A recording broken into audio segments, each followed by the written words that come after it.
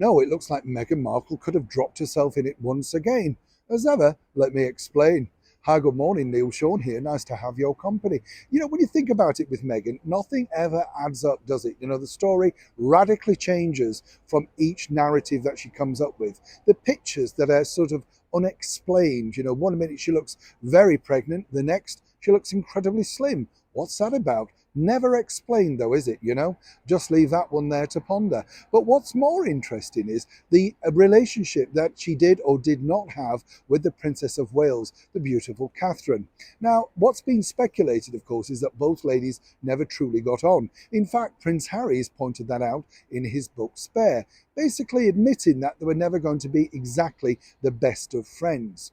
But according to a very good source, even the story about the lipstick or, the lip gloss, where apparently Catherine grimaced after loaning it to Meghan at an event, that's not necessarily true. And as ever, this is where it gets very confusing because, according to a very good source, yes, Catherine did struggle to try and bond with Meghan Markle when she originally came into the British monarchy.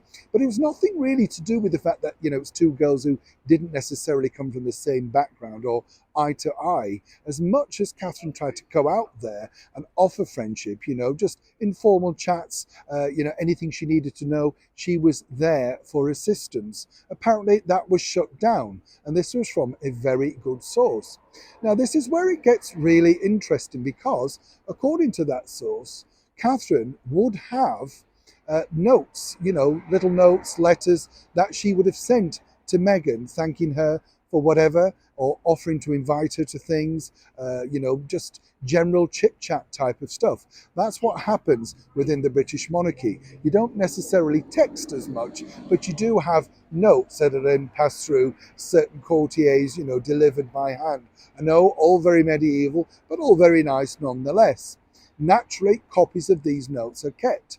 So really, when we hear about stories regarding Meghan being ostracised and not welcome into the family, lots of people in seniority within the British monarchy, including Camilla and King Charles, and King Charles, if nothing, is a very fervent letter writer, loves to write a note.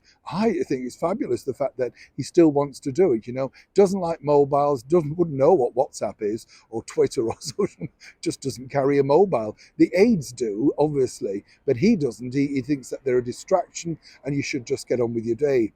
If only I could follow the king's advice, eh? But back to the story, and seemingly, as I say, there is lots of documentation that proves that Meghan was openly welcomed into the British monarchy with kind, heartwarming, sentimental notes. She would have them, and more importantly, would she want to print those? Because then, once again, it disputes her narrative of just how bad her short tenure was within the British monarchy, and more importantly, the alleged non-friendship with Catherine, the Princess of Wales. Wouldn't it be great, though, if somebody did actually get to see those letters? It would compound everything, wouldn't it? Neil Sean in the very heart of London.